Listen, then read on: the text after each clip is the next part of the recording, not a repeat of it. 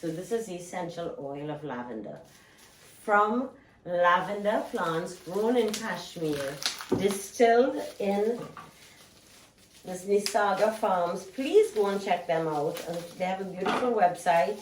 And of course, you know what's going on in India, you know, right now, well, during COVID. Hopefully when we look at this, you know, things would have improved.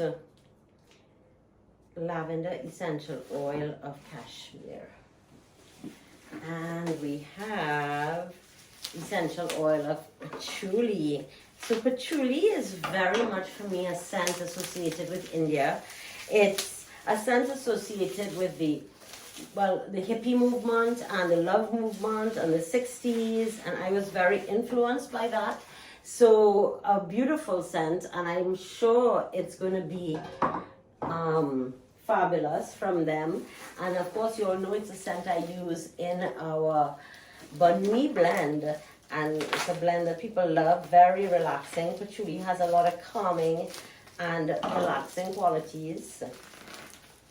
Oh, but I couldn't resist getting pine oil. I mean, Kashmir is the mountains, and you know, the pine trees, the pine forests are phenomenal there. So we got some pine oil of Kashmir.